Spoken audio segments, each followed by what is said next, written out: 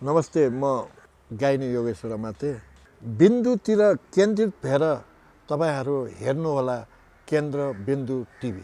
हाम्रा main power एजेन्सीहरू यिनीहरूका चाहिँ थप दायित्वलाई स्वीकार गर्छन् अनि चाहिँ त्यो थप दायित्व निर्वाह गर्नको निम्ति मजदुरहरूबाट उनीहरूले गैरकानुनी ढङ्गले अफिसभन्दा बाहिर पैसा असुल गर्छ। दूतावासले तल सामाजिक सञ्जालमा गरेका पोस्टहरूको तल पनि मैले फोन गरेको थिएँ मेरो फोन उठेन, मैले फोन गरेको थिएँ मेरो फोन उठेन भनेर धेरैले गुनासा गरेको चाहिँ देखिन्छ।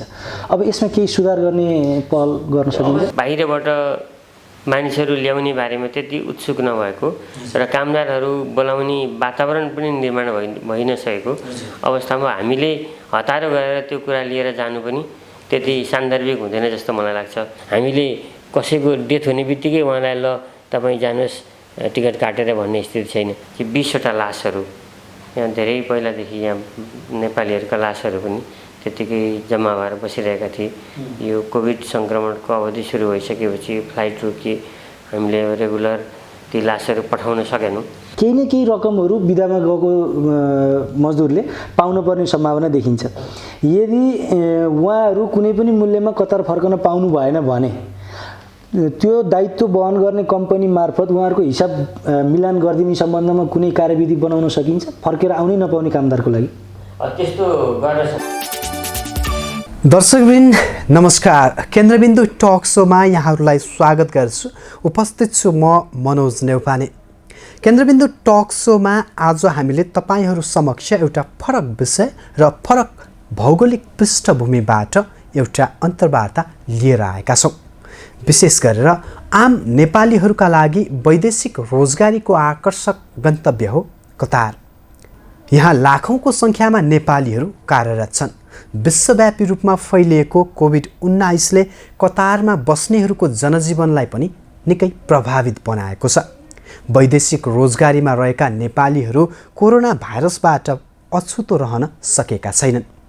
यसबाट केहीले ज्यान गुमाए र केही कोरोनालाई जितेर हाल काममा फर्किसकेको अवस्था छ। कोरोनाकै कारण धेरैले रोजगारी पनि गुमाउनु परेको वास्तविकता छ। कतारमा रहेका तिनै आप्रवासी नेपाली कामदारका समस्या, कतारमा मृत्यु भएका नेपाली नागरिकहरूको विवरण र कतारस्थित नेपाली राजदूतावासको काम कारबाहीप्रति हाम्रा प्रतिनिधि दुर्गा पङ्गेनी र तिलु शर्मा पौडेलले कतारस्थित नेपाली राजदूत नारदनाथ भारद्वाजसँग विशेष कुराकानी गर्नुभएको छ। लागौँ सोही कुराकानीतर्फ। स्वागत छ महामहिमज्यू हाम्रो केन्द्रबिन्दु टेलिभिजनको यो विशेष अन्तर्वार्ता कार्यक्रममा। धन्यवाद। अहिले कोभिड-19 महामारीको कारणले अलपत्र परेका नेपालीहरूलाई उद्धार गर्ने अभियानको एउटा अभियानमा हुनुहुन्छ हजुरहरू, हामी सबै छौँ। यसमा के छ, अहिले कुन फेजमा छौँ हामीहरू अहिले? अहिले हामी वास्तवमा यो कोरोना भाइरसबाट प्रभावित भएका र यहाँ बिचल्ली परेर अड्किएका नेपालीहरूलाई उद्धार गर्ने भनेर सुरु गरेको जुन यो अभियान हो, यो अहिले चाहिँ वास्तवमा एउटा दोस्रो चरण कम्प्लिट भएको छ र यो अवधिसम्ममा हामीले 2967 जना मान्छेहरू यहाँबाट पठाइसक्यौँ। यस अवधिमा 19वटा फ्लाइटहरू यहाँबाट गए र त्यसको अतिरिक्त कतार सरकारको आफ्नै प्रायोजनमा पनि 2टा फ्लाइटहरू यहाँबाट गयो। एउटा फ्लाइटमा चाहिँ 150 जति कतार सरकारले विभिन्न कानुन उल्लङ्घन गरेर गिरफ्तार गरेका मान्छेहरूलाई चाहिँ त्यो डिपोर्ट गर्नलाई भनेर यो डिटेन्सन सेन्टरहरूमा राखेका मान्छेहरू थिए र त्यसमा चाहिँ 20वटा लासहरू यहाँ धेरै पहिलादेखि यहाँ नेपालीहरूका लासहरू पनि त्यतिकै जम्मा भएर बसिरहेका थिए। यो कोभिड सङ्क्रमणको अवधि सुरु भइसकेपछि फ्लाइट रोकिए, हामीले रेगुलर ती लासहरू पठाउन सकेनौँ र त्यस्तो स्थितिमा रोकिएर बसेका लासहरूमा चाहिँ 20वटा उहाँहरू लगिदिनु भयो र अब यसरी हामीले अहिले चाहिँ हामी यो दोस्रो चरणको जुन यो रिप्याट्रिएसन फ्लाइटहरू कम्प्लिट गरे। अब तेस्रो चरणको निम्ति हामी प्रतीक्षा गरेर बसिरहेका छौँ। यस्तो छ, हामीले नेपाल सरकारले अहिले केही सीमित क्षेत्रहरूलाई बाँकी राखेर बाँकी औपचारिक रूपमा नेपालमा लकडाउन अन्त्य गरेको छ। आन्तरिक र अन्तर्राष्ट्रिय उडानहरू पनि हामी सुचारू गर्दैछौँ भनेर नेपाल सरकारले घोषणा गरेको छ। तर हिजो पेनिन्सुलामा कतार गभर्मेन्टले इस्यु गरेको उडान अनुमति दिने देशहरूको लिस्टमा 40वटा जुन देशहरूलाई उडान अनुमति कतार सरकारले दिएको छ त्यो देशहरूको लिस्टमा नेपालको नाम छैन। हामीले अन्तर्राष्ट्रिय उडान सुरु गर्ने समय आइसक्यो, अन्तर्राष्ट्रिय गन्तव्यहरूले हाम्रो लागि उडान अनुमति दिएको छैन भनेपछि हामी अझै कोरोनाको उच्च जोखिममा छौँ नेपालमा, त्यही भएर हामीले यता अनुमति पाइरहेको छैनौँ कि अरू कुनै कूटनीतिक रूपमा हामी चुक्यौँ कि के भयो यो? अब मेरो अनुमानमा कतार सरकारको आकलनमा भारतमा जुन प्रकारले यो कोरोना भाइरस वृद्धि भइरहेको छ र भारतसितको हाम्रो खुला सिमाना अनि योभन्दा अगाडि पनि भारतबाट ठुलो सङ्ख्यामा नेपालीहरू त्यहाँ पुगेको अवस्था अनि हाम्रो कमजोर र अलिकति अव्यवस्थित स्वास्थ्य पूर्वाधारहरू त्यो हेरेर हामीलाई चाहिँ त्यो कम जोखिम भएको देशहरूमा नराखेको हुनसक्छ जस्तो मलाई लाग्छ। तर अब हाम्रो आफ्नो आकलनमा नेपालको स्थिति भारतको जस्तो नभएको र अहिले सामान्य रूपले एउटा स्थिर स्थितिमा भएको 100-120 जति मान्छे मात्रै दैनिक देखा परिरहेको र समग्र रूपमा जुन निको भएर घर जाने मान्छेहरूको सङ्ख्या पनि पर्याप्त भएकोले नेपाल त्यति जोखिमयुक्त देशमा नहुनु पर्ने हो। हामीले हाम्रो देश जोखिमपूर्ण छैन भनेर कतारलाई कन्भिन्स गर्न कुनै कूटनीतिक पहल गर्छौँ? त्यो अवश्य हामी गर्छौँ, किनभने त्यो त अब हामीले पहल गर्ने भन्दा पनि यथार्थ स्थितिको जुन मूल्याङ्कन विश्लेषण उहाँहरूले पनि गरिरहनु भएको छ होइन। प्रत्येक दिन हामीले गर्नुपर्ने पहलमा हामी कुनै कसी बाँकी राख्दैनौँ।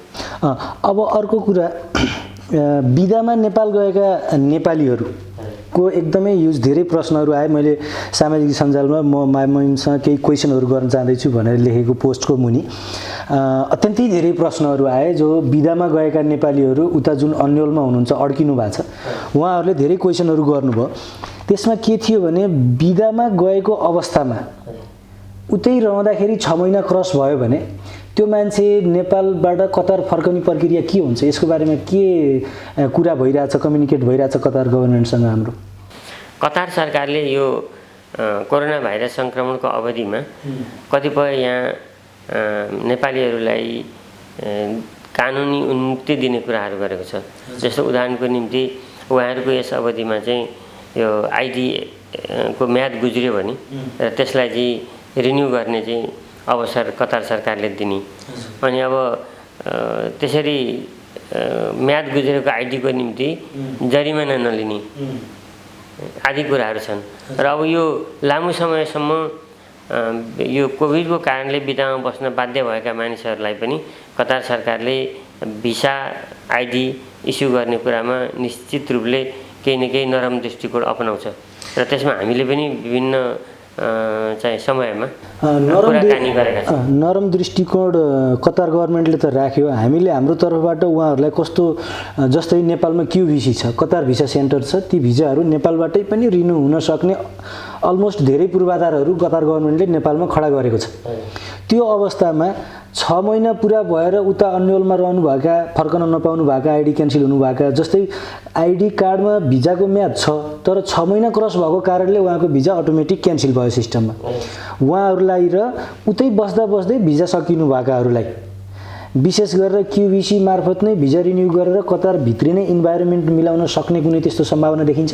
सम्भावना अवश्य छ, तर के छ भने अहिलेको परिस्थितिमा कतार सरकार नै आफै पनि यो बाहिरबाट मानिसहरू ल्याउने बारेमा त्यति उत्सुक नभएको र कामदारहरू बोलाउने वातावरण पनि निर्माण भइ नसकेको अवस्थामा हामीले हतारो गरेर त्यो कुरा लिएर जानु पनि त्यति सान्दर्भिक हुँदैन जस्तो मलाई लाग्छ। यदि यहाँ रोजगारका अवसरहरू बढी उत्पन्न हुन थाले र माग बढ्यो भने त्यो स्थितिमा के हुन्छ भन्दाखेरि अब त्यो मजदुरहरू चाहिँ उत्पन्न हुने देशहरू भनेको नेपाल, भारत, बङ्गलादेश, विशेष गरी अब दक्षिण एसियाका यिनी 3 ठुला देशहरू हुन् र हामीसित निश्चित रूपले कतार सरकारले पनि एप्रोच गर्छ र हामी पनि हाम्रा कामदारहरूको लागि जुन एउटा श्रम गन्तव्यको सुरक्षाको निम्ति आवश्यक पहल गर्छौँ। यो भयो श्रम गन्तव्य मुलुकको आवश्यकताको कुरा। आवश्यक परेमा यसले श्रम गन्तव्य मुलुकले सहजीकरण गर्देला भन्ने र नेपालीहरूलाई आउन सहज होला भन्ने विषय भयो। मजदुरको तर्फबाट सोच्दाखेरि के छ भने उहाँहरू 5 वर्ष 6 वर्ष 7 वर्ष 10 वर्षसम्म काम गरेर बिदा जानुभएको छ। उहाँहरूको कम्पनीबाट आउने हिसाब किताब बाँकी छ, उपदानहरू बाँकी छ। केही न केही रकमहरू बिदामा गएको मजदुरले पाउनुपर्ने सम्भावना देखिन्छ। यदि उहाँहरू कुनै पनि मूल्यमा कतार फर्कन पाउनु भएन भने त्यो दायित्व वहन गर्ने कम्पनी मार्फत उहाँहरूको हिसाब मिलान गरिदिने सम्बन्धमा कुनै कार्यविधि बनाउन सकिन्छ फर्केर आउनै नपाउने कामदारको लागि?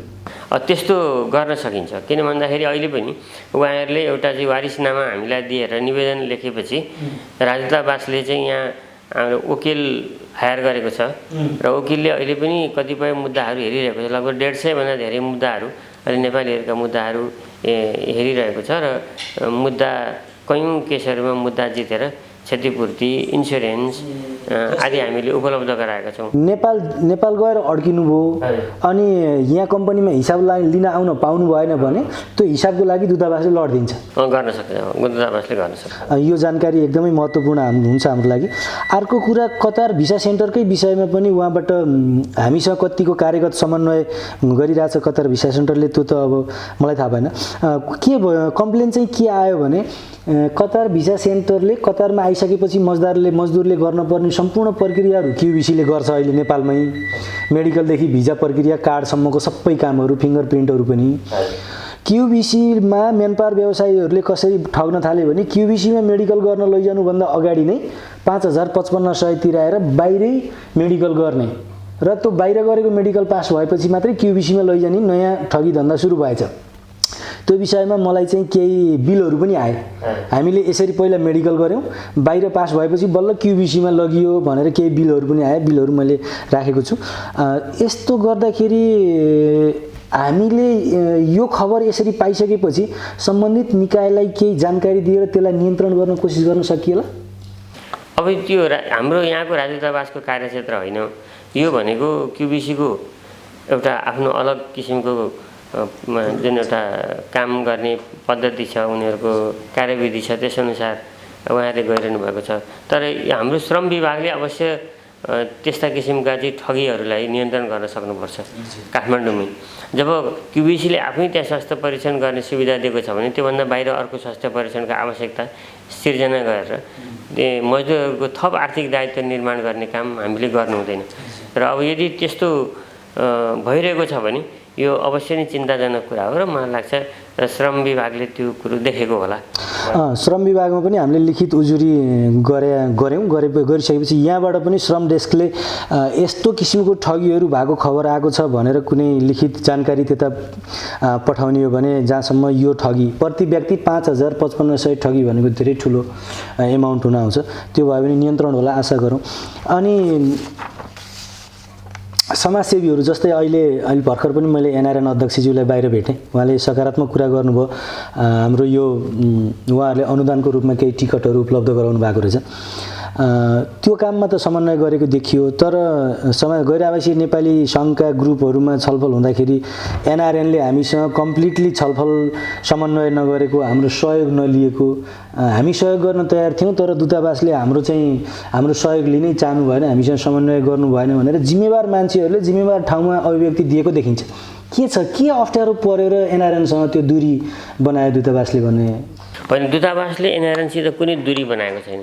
अहिले पनि एनआरएन एउटा चाहिँ औपचारिक र यहाँको आधिकारिक संस्था हो जसको माध्यमबाट राजदूतावासले चाहिँ यहाँको समुदायसित सहकार्य गरिरहेको छ।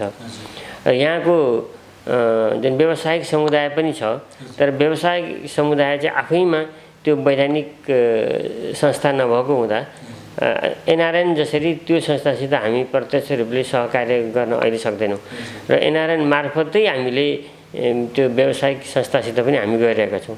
त्यसका कतिपय त्यो व्यावसायिक नेतृत्वसित हाम्रो निरन्तर संवाद हुन्छ, कुराकानी हुन्छ र यो जुन निःशुल्क टिकट प्रदान गर्ने जुन व्यवस्था अहिले हामीले गरेका छौँ यो पनि वास्तवमा एनआरएन त्यो व्यवसायी सङ्घ र राजदूतावासको एउटा त्रिपक्षीय सहयोगबाट भएको हो। त्यहाँ राजदूतावासले पनि केही रकम चाहिँ त्यहाँ प्रदान गरेको छ, योगदान गरेको छ, अनि व्यवसाय समुदायले पनि गरेको छ र एनआरएनले पनि गरेको छ। राजदूतावासले 15वटा टिकट दिने, तर अनि एनआरएन र व्यवसायीहरूले 20-20वटा टिकट दिने र यसरी 55वटा चाहिँ सिट हामीले अति आवश्यक परेका मान्छेहरू जो पैसा तिरेर चाहिँ घर जान सक्ने अवस्थामा छँदै छैनन् र उनीहरूको लागि सहयोग गर्ने भनेर हामीले तय गरेका छौँ र त्यसअनुसार 9जना मान्छेहरूलाई हामीले पठाइ पनि सकेका छौँ। ए हजुर, भनेपछि एनआरएनसँग चाहिँ समन्वय सहकार्य राम्रो छ? राम्रो छ, एकदमै राम्रो। अनि मामैमको फोन चाहिँ जसले जति बेला गरे पनि उठ्ने, जसको फोन पनि उठाउने, जसलाई पनि रिप्लाई दिने, जसलाई पनि टाइम दिने, मजदुरले गर्यो, नेताले गर्यो, कसले गर्यो, मामैमको फोन चाहिँ जति बेला पनि उठ्ने, दूतावासका ल्यान्डलाइनहरू चाहिँ कति बेला नै नउठ्ने भन्ने गुनासो छ व्यापक रूपमा बाहिर। अब यस विषयमा चाहिँ मैले मेरो यहाँको कर्मचारीहरूलाई भन्ने गरेको छु कि हामी यहाँका नेपाली कामदारहरूको सहयोग सुविधा र उहाँहरूलाई राहत दिने उद्देश्यले यहाँ हामी काम गरिरहेका छौँ। त्यसले गर्दाखेरि सम्भव भएसम्म जतिसुकै बेला उहाँहरूका फोनहरू उठाउनुहोस्। यदि मिस कल आयो भने पछाडि त्यसलाई कल ब्याक गरेर के समस्या हो त्यो नोट डाउन गर्नुहोस् र यहाँ ल्याएर तिनीहरूको सम्बोधन गर्ने चाहिँ एउटा संयन्त्रमा त्यसलाई राखिदिनुहोस् भन्ने मेरो चाहिँ उहाँहरूलाई निर्देशन छ। अब यदि कसैले त्यसरी फोन उठाएन र निरन्तर फोन गर्दाखेरि फोन उठाएन भने हामीले आफै पनि विचार गऱ्यौँ, हामीले पनि डायल गरेर हेऱ्यौँ, पटक पटक गऱ्यौँ। त्यो जुन ग्रेड बनाइएको छ यो समस्या भएकोले योमा, यो समस्या भएकोले योमा गर्ने भनेर हामीले ती 3-4वटैमा गरेर हेऱ्यौँ। फोन चाहिँ 3वटै एक्सटेन्सनमा फोन उठेन। नउठिसकेपछि दूतावासको फोनमा समस्या भयो भने त्यो हामीले दूतावासले तल सामाजिक सञ्जालमा गरेका पोस्टहरूको तल पनि मैले फोन गरेको थिएँ मेरो फोन उठेन, मैले फोन गरेको थिएँ मेरो फोन उठेन भनेर धेरैले गुनासा गरेको चाहिँ देखिन्छ। अब यसमा केही सुधार गर्ने पहल गर्न सक्छ? अवश्य मैले गरि नै रहेको छु। यदि त्यसरी फोन नउठाउने, जानीकन लापरवाही गर्ने त्यस्तो फोन नम्बरहरू छन् भने ती फोन नम्बरहरू मलाई उपलब्ध गराइदिनु भने म त्यसमा कारबाही गर्न सक्छु। एउटा कुरा। अर्को कुरो, हामीले चाहिँ त्यो अफिसको फोनहरू प्रयोग गर्नुहोस् भनेर कतिपय बाहिर कामदारहरूलाई इन्करेज पनि गर्ने गरेका छौँ। अब उहाँहरूले मलाई फोन गर्नुहुन्छ, धेरैचोटि फोन गरेर अब अरूलाई सम्पर्क नभइसकेपछि मलाई फोन गर्नुहुन्छ। त्यसैले गर्दाखेरि म पनि फोन लिएर कतिपय म यसरी नोट गर्छु र प्रत्येक दिन जस्तो म 10, 12, 15वटा यसरी मैले नोट गरिरहेको हुन्छु। यो फोनबाट मैले नोट गरेका मेरा नोटहरू हुन्। र यसरी म यहाँ ल्याएर यी कुराहरू हाम्रो सम्बन्धित कर्मचारीहरूलाई दिलाउँछु र उहाँहरूले ती केसहरूलाई चाहिँ ह्यान्डल गर्नुहुन्छ। र यो फोनको सवालमा केही समस्या छ भने म अवश्य नै यसलाई फेरि फिक्स गर्ने प्रयत्न। हैन, नेपालमा कर्मचारीहरूको काम गर्ने शैली, नेपाली कर्मचारीहरूसँग जनताहरू असन्तुष्ट हुने र काम गर्ने शैली अलिकति ढुलमुले हुने त हाम्रो सुरुवातीदेखिकै नेपालदेखिकै चलन हो। विदेशमा नेपालीहरू आफ्नो कम्पनीहरूमा अप टु डेट भएको बानी परेका हुन्छन्। त्यही भएर हामी कहाँ कल उठ्न ढिलो हुँदाखेरि दूतावासका कर्मचारीले सामान्य रूपमा लिने, तर त्यही सामान्य रूपमा यता लिँदा उता साँच्चै मर्का पर्ने कन्डिसन पनि हुन्छ। त्यसै भएर कार्य सम्पादन चाहिँ अलि छिटो छरितो बनाउनु पर्ने हो कि? त्यो अवश्य हो। हामी त्यसलाई चाहिँ व्यवस्थित गर्न कोसिस गरिरहेका छौँ। अब धेरै ठुलो प्रेसर छ अहिले। वास्तवमा अब 3,50,000 नेपाली छन् यहाँ। सबैभन्दा धेरै जनसङ्ख्या भएको एउटा देश पर्छ। त्यसले गर्दाखेरि कर्मचारीहरूमाथि प्रेसर पनि अत्याधिक छ। कहिलेकाहीँ त के छ भने राति 11 बजीसम्म पनि कन्टिन्युस फोन गर्नुहुन्छ नेपालीहरूले, होइन। र अफिस आवरभन्दा पछाडि मान्छेहरूको आफ्नो पनि व्यक्तिगत जीवन हुन्छ र उहाँहरू पनि केही समय अलिकति तनावरहित वातावरणमा बसौँ भन्ने एउटा चाहना हुन्छ। र ती कुराहरूले पनि कतिपय अफिस बाहिर गरेका फोनहरू सबैले समान सदास्यतासित उठाउँछन् भन्ने छैन, तर अफिस आवरभित्र गरेका फोनहरू अवश्य उठाउनुपर्छ। र त्यसमा चाहिँ म अझ यसलाई सुव्यवस्थित बनाउन के गर्नुपर्छ त्यसमा म अध्ययन गर्छु। अर्को एउटा क्वेसन के थियो भने कतार सरकारले अस्ति क्वारेन्टाइन बस्नुपर्ने एउटा प्रोटोकल जस्तो बनायो। बाहिरबाट अब कतार फर्केर आउनेहरूले फलोअप गर्नुपर्ने कुराहरू र होटल क्वारेन्टाइन बस्नुपर्ने कुराहरूको बारेमा एउटा लिखित जानकारी दियो। त्यसमा होटल खर्च भयङ्कर ठुलो देखिया छ। आम मजदुरहरूले चाहिँ त्यो खर्च एफोर्ड गर्न सक्ने जस्तो देखिँदैन। अब नेपालीहरूको फ्लाइट सुचारू भएर नेपालीहरू फर्केर कतार आए भने उनीहरूको क्वारेन्टाइनको लागि कम्पनीले व्यवस्था गर्ने अथवा मजदुर आफैले होटलमा व्यवस्था गर्ने के चाहिँ हुने देखिन्छ त्यो? यस सम्बन्धमा केही समय अगाडि यहाँको परराष्ट्र उपमन्त्री यहाँ हुनुहुन्छ एकजना, उहाँ चाहिँ ले एउटा यो हाम्रो संवाद गर्नुभएको थियो हैन, त्यो टेलिकन्फरेन्स, त्यसमा सबै यहाँका एसियाका राजदूतहरूलाई उहाँले उपस्थित गराउनु भएको थियो र त्यसमा मैले यो प्रश्न उठाएको थिएँ। उहाँले के जवाफ दिनुभएको थियो भन्दाखेरि मजदुरहरूको लागि कम्पनीले नि त्यसको आर्थिक दायित्व वहन गर्ने व्यवस्था हामी गर्छौँ भनेर उहाँले भन्नुभएको थियो। कम्पनीहरूले नै क्वारेन्टाइनमा राख्ने व्यवस्था मिलाउने जस्तो सम्भावना छ देखिन्छ। सम्भावना देखिन्छ। त्यो भए त्यसको जस्तै अहिले हाम्रो उडानहरू फिक्स नभएको भएर निश्चित प्रोटोकल आइ नसक्या हो, त्यसो भए आउँछ त्यो निश्चित रूपमा कम्पनीले नै राख्नुपर्ने भनेर निर्देशन हुन्छ? त्यो अवश्य हुन्छ होला जस्तो लाग्छ मलाई हैन। तर हाम्रो देशमा समस्या छ के कस्तो भन्दाखेरि यहाँका कम्पनीहरूले त्यो क्वारेन्टाइनको थप दायित्व लिए पनि उहाँको मेन पावर एजेन्सी त पहिला नै उनीहरूले त्यो पैसा असुलिसकेका हुन्छ, उहीँबाट असुलिसकेका हुन्छ। त्यसले गर्दा घुमाउरो तरिकाले मजदुरहरूलाई नि त्यो मार परिरहेको छ, अहिले पनि मार परिरहेको छ। जस्तो कतिपय कुराहरू यहाँ चाहिँ मजदुरहरूलाई तिर्नु नपर्ने, कम्पनीले तिर्नुपर्ने दायित्व उनीहरूले कुनै न कुनै घुमाउरो ढङ्गले मेन पावर मार्फत असुल गरिरहेको कुराहरू हामीले सुनेका छौँ। र त्यो चाहिँ के छ भने हाम्रै देशको जुन नियन्त्रण प्रणालीलाई अझ चुस्त र प्रभावकारी बनाउनुपर्छ जस्तो लाग्छ मलाई। यो फ्री भिजा फ्री टिकटमा आएर अड्क्यो अहिले कुरा, हामी त्यो अलिकति म प्रसङ्ग निकाल्छु। कतार गभर्मेन्टले त नेपालीहरूलाई त मजदुरलाई भार पर्ने गरी त भिजा शुल्क लिँदैन। जति पनि भिजा शुल्क, टिकटहरू, जति पनि कुराहरू तिर्नुपर्ने हो यहाँका कम्पनीहरूले वहन गर्ने हो। यहाँका कम्पनीहरूले नेपालका मेन पावर एजेन्सीलाई आफूले मेन पावर हायर गर्नको लागि यिनीहरूले पैसा दिँदैनन् कि यिनीहरूले पैसा दिएर पनि उनीहरूले फेरि मजदुरतिरबाट पनि लिने, यताबाट पनि लिने, के गर्छन् यिनीहरूले? कसरी त्यसरी दोहोरो? मेन पावर कम्पनीहरूले दोहोरो नै पैसा लिइरहेको बुझ्न सकिन्छ। जस्तै कतारका कम्पनीहरूले उनीहरूलाई पैसा तिरेका छन् मान्छे ल्याउनलाई, उनीहरूले तिरेका छन्। कति कम्पनीहरूले इमान्दारीसाथ तिरेका छन्, तर सबैले तिरेका छन् भन्न पनि सकिँदैन। यहाँका कम्पनीहरू पनि कस्तो छ भने कयौँ यो द्वन्द्वग्रस्त देशबाट विस्थापित भएर आएका मान्छेहरू यहाँ आएर केही न केही व्यावसायिक चाहिँ एउटा संरचना निर्माण गरेर काम गरिरहेका छन् र ती मान्छेहरू सुविधा दिनुभन्दा पनि नाफा कमाउनमा बढी केन्द्रित छन् र उनीहरूले सरकारले दिएका दायित्वहरू कुनै न कुनै प्रकारले त्यो हाम्रा मेन पावर एजेन्सीबाट चाहिँ असुल्ने चाहिँ गरेको पाइन्छ। आफू नतिर्ने, मेन पावरलाई भार पार्ने, अनि मेन पावरमा भार पर्ने बित्तिकै त्यो भार मजदुरमा सर्छ, मजदुरमा पर्ने। अब डिमान्ड पाउँदिन भन्ने डरले हाम्रा मेन पावर एजेन्सीहरू यिनीहरूका चाहिँ थप दायित्वलाई स्वीकार गर्छन् अनि चाहिँ त्यो थप दायित्व निर्वाह गर्नको निम्ति मजदुरहरूबाट उनीहरूले गैरकानुनी ढङ्गले अफिसभन्दा बाहिर पैसा असुल गर्छ।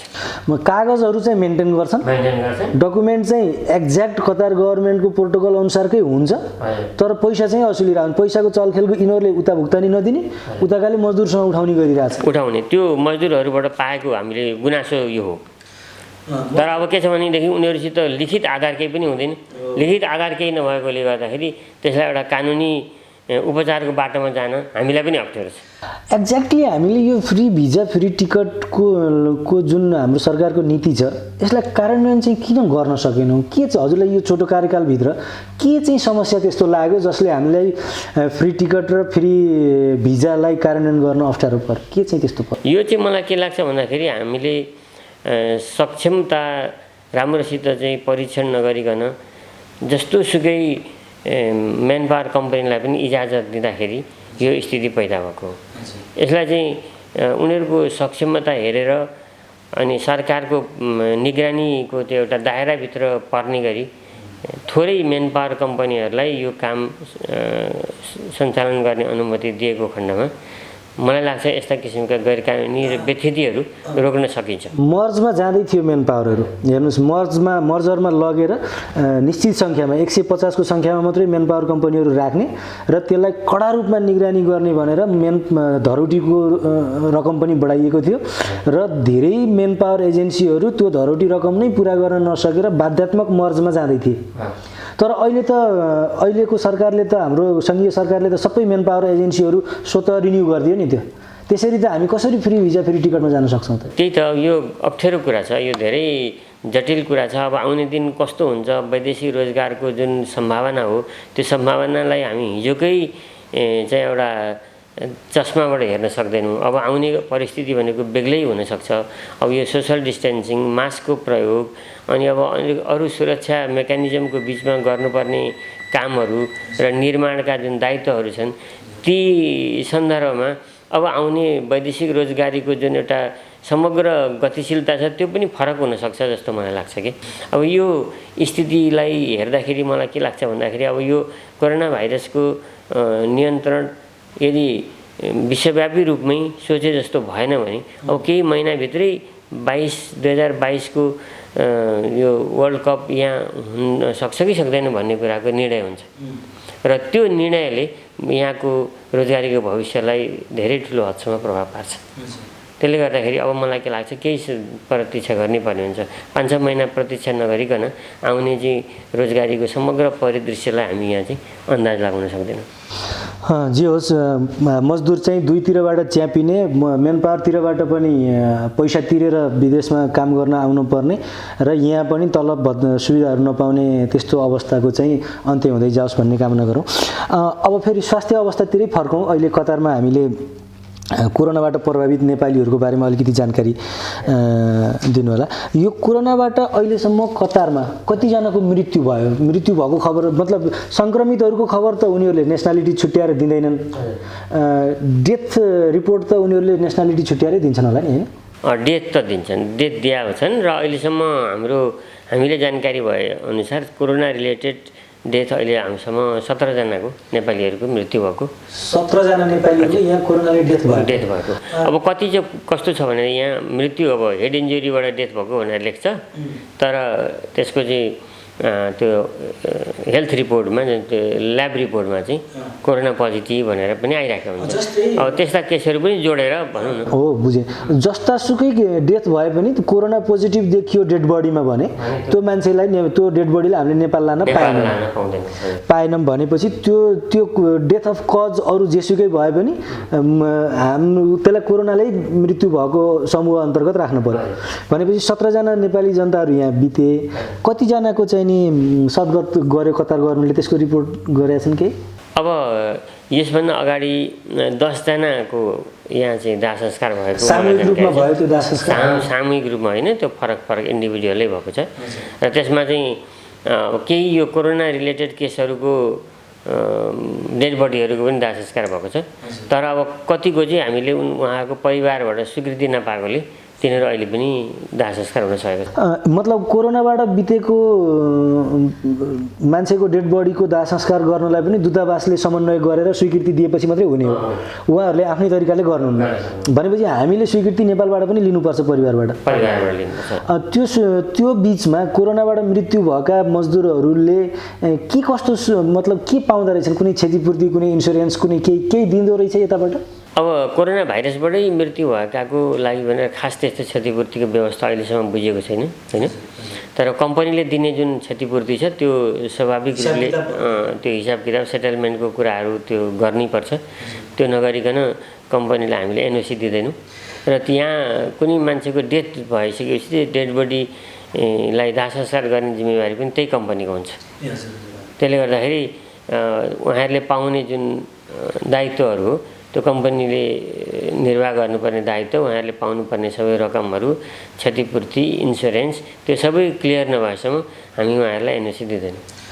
दाह संस्कारभन्दा पहिला उहाँहरूले त्यो हिसाब किताब बुझाउनुहुन्छ, सेटलमेन्ट गर्नुहुन्छ, अनि दाह संस्कार गर्नुहुन्छ र 10 जनाको भइसक्यो, अब 7 जनाको बाँकी छ। हो, यो त ठुलो सङ्ख्यामा भएको रहेछ डेथ। 17 भनेको सङ्क्रमितहरू त हामीले गन्न पाएनौँ, त्यो त अझै धेरै हुनुहुन्थ्यो होला। कति हुनुहुन्थ्यो होला सङ्क्रमित? यो अनुमानको कुरा होइन, अब थियो नि होला, निकै नै थियो होला। तर अब अहिले त घटेर सबै 3,3200मा आइसकेको छ र 300 दिनमा 300 यो 98 कि 92 भनेर हिजोको सङ्ख्या दिएको छ। र यसबाट हेर्दाखेरि के छ भने यहाँ सङ्क्रमणलाई नियन्त्रण गर्ने कुरा चाहिँ एकदम प्रभावकारी भइरहेको देखिन्छ।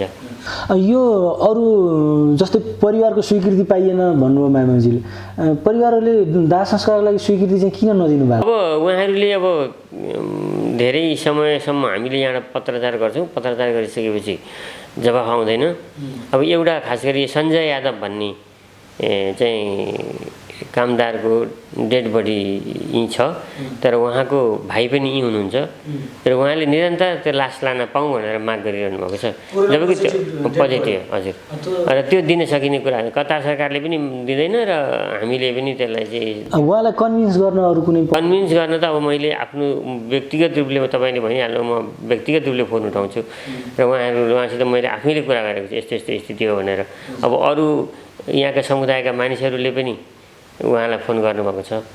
अब नेपालबाट पनि उहाँका परिवारहरू छरछिमेकीहरूले मलाई फोन गर्दाखेरि उहाँलाई सम्झाइदिनुहोस् भन्ने गरेको छु मैले, तर उहाँले त्यो अहिलेसम्म पनि एकरो माग गर्नुभएको छ, तर त्यो माग पुरा हुँदैन र उहाँको चाहिँ दाह संस्कार भएको छैन। आगामी फ्लाइट चाहिँ कहिले छ?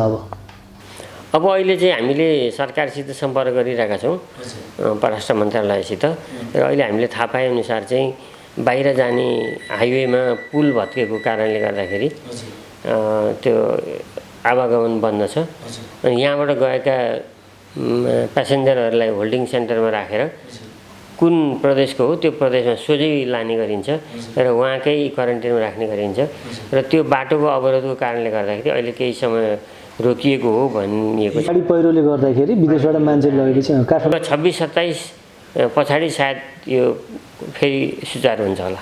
नेपाल पठाउनु पर्ने अहिले यहाँ कतारको हस्पिटलहरूमा नेपाल पठाउनु पर्ने लासको सङ्ख्या चाहिँ कति छ? कति डेड बडीहरू होला? अब अहिले तत्कालै यति नै भनेर म तथ्याङ्क दिन सक्दिनँ। अब हुनसक्छन् अझै पनि 20वटा जति लास, लगभग त्योभन्दा नि बढी हुनसक्छन्। 20भन्दा बढी लासहरू हामीले जो कोरोनाबाट डेथ भएका होइनन्, अरू भवितव्यबाट भए, कालगतिले भए, उनीहरूलाई चाहिँ पठाउनु पर्ने छ 20भन्दा बढी। जस्तै एउटा सामाजिक सञ्जालमा एउटा साधारण गुनासो के आइरहेको छ भने नेपाली व्यवसायीका एनआरएनहरूका, जस्तै एनआरएनले सहकार्य गरेन दूतावासले भनेर आरोप लगाए, त्यो बेग्लै पाटो भयो। फेरि मजदुरहरूले के भनेका छन् भने ठुल्ठुला साहुहरूका चाहिँ मान्छे पठाए जहाज भरिभरि, हामी अरू कहाँ काम गर्ने, हामी इन्डियनका कम्पनीमा काम गर्ने, कतारीका अथवा गोराका कम्पनीमा काम गर्नेहरू हामी साँच्चै दुःख पाएर बसेका छौँ। हामीलाई चाहिँ हेरेनन्। ती ठुल्ठुला साहुहरूले फोन गरिदियो भने पनि तिनीहरूका कामदारहरू चाहिँ जाने, हामी बाहिर भएका र दूतावाससँग पहुँच नभएका मान्छेहरू चाहिँ जान नपाउने भयो भनेर फेसबुकमा कमेन्ट गरिरहेका हुन्छन् मान्छेले। दूतावासले कुन प्रक्रिया अथवा के छ त्यो दूतावासको तर्फबाट भन्नुपर्ने कुराहरू मामूलीबाट आओस् न? होइन, त्यस्तो कमेन्टहरू मैले पनि सुनेको छु, तर दूतावासले त्यस्तो गरेकै छैन। सुरुमा हामीले चाहिँ एकदमै विकट स्थितिमा भएका प्रेग्नेन्ट महिलाहरू, सुत्केरीहरू, अनि चाहिँ साह्रै सिकिस्त बिरामी भएका मान्छेहरू, अनि चाहिँ पढ्न आएर यहाँ इन्टर्नसिप सकेर जान नपाएका विद्यार्थीहरू, यिनीहरूलाई केन्द्रित गरेका थियौँ पहिलो चरणमा र उहाँहरूलाई हामीले पठायौँ। त्यस पछाडि चाहिँ अब सबभन्दा लामो समयदेखि त्यो क्युआइडी भन्छ यहाँ, उहाँहरूको आइडी एक्सपायर भएर अनि जागिर छुटेर बसेका मान्छेहरू को हुनुहुन्छ र उहाँहरूलाई आइडेन्टिफाई गऱ्यौँ। र डिसेम्बरदेखि यहाँ चाहिँ त्यसरी जागिर छुटेर क्युआइडी चाहिँ एक्सपायर भएर बसेको मान्छेहरू हुनुहुन्थ्यो र उहाँहरूलाई हामीले प्राथमिकता दिएर यो फेब्रुअरीसम्मका मान्छेहरूलाई, डिसेम्बरदेखि फेब्रुअरीसम्मका मान्छेहरूलाई प्राथमिकता दिएर हामीले पठायौँ। र त्यस बिचमा केही जस्तो अब घरमा मराउ पराउ भइहाल्यो, अथवा चाहिँ यहाँ चाहिँ मानसिक सन्तुलन गुमेको, अथवा चाहिँ त्यो अत्यन्तै जटिल खालको जुन एङ्जाइटी सिन्ड्रोमहरू भएको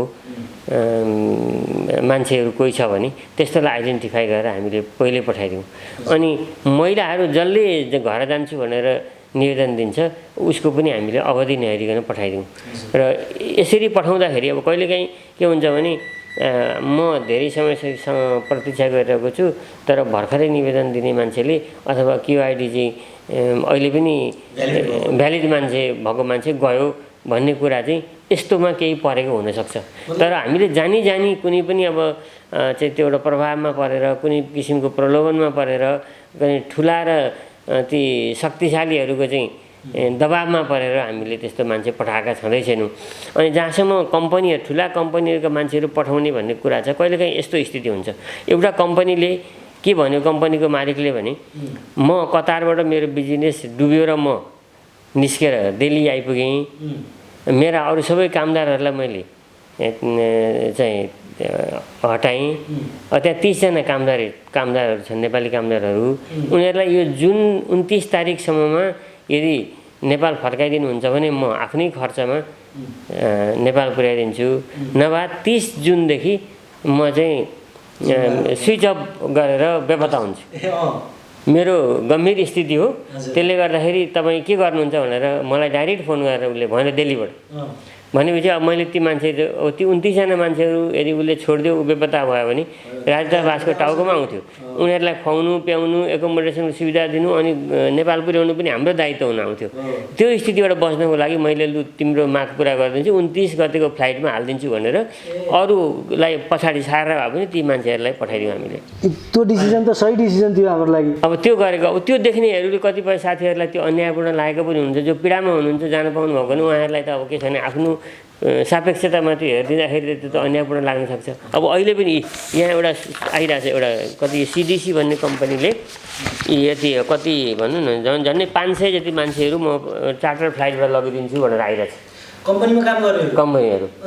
अब यिनीहरूलाई मैले नलगिदिने हो भने उसले छोडेर बेपत्ता हुन्छ। हिँडिदियो भने यी मान्छेहरू चाहिँ अब भोलि हाम्रो पठाउनलाई नेपाल सरकारले खर्च गर्नुपर्छ, अथवा यहाँ हामीले NRN अथवा कसैलाई भनेर चन्दा उठाएर पठाउनुपर्छ, होइन?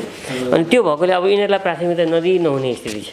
र यसको लागि मैले काठमाडौँमा लेखापढी गरिरहेको छु र अब सम्भवतः यो स्वीकृति आउँछ। स्वीकृति आयो भने अब हाम्रो चार्टर फ्लाइट भन्दा पनि यसलाई प्राथमिकता दिनुपर्ने हुन्छ। उनीहरू त आफै उडाउँछन्, उनीहरू उता आफै जान्छ। यो अब यिनीहरू यो जुनमा जुलाईमा पनि ID सकेका मान्छे पनि हुनसक्छ नि, भिजा लागेका मान्छे पनि हुनसक्छन्। त्यसले गर्दाखेरि हो यस्तो कुरा चाहिँ हुनसक्छ। तर हामीले अन्याय भनेको फिटिकी गरेका छौँ। यहाँ कुनै पनि किसिमको त्यो चाहिँ लोभ लालच दबाब अरू कुनै पनि किसिमले हामीले काम गरेका छैनौँ। त्यो कुरामा सबै नेपाली कामदार दाजुभाइ दिदीबहिनीहरू विश्वस्त भइदिनुहोस् भन्ने म चाहन्छु। हामी कार्यक्रमको अब अलिकति अन्तिममा आइपुग्दा कतारमा रहेका धेरै मजदुरहरूमा दूतावासले मलाई हेरेन भन्लान्, के भन्लान्, गुनासो गर्लान्, अथवा कोही एकदमै सन्तुष्ट पनि होलान्, जसले मेरो अभिभावक भनेको दूतावास हो र दूतावासमा महामहिमज्यू हुनुहुन्छ भनेर जो बस्नु भएको छ, त्यति धेरै नेपालीहरू 3,50,000 नेपालीहरूको आस्थाको केन्द्र हाम्रो दूतावास। हाम्रो दूतावासको तर्फबाट एउटा फाइनल स्टेटमेन्ट हजुरले यो मुख्य क्यामेरालाई हेरेर दिइदिनु भयो भने हामी आभारी हुन्छौँ। अब यो नेपालीहरूको ठुलो जनसङ्ख्या भएको मुलुक हो।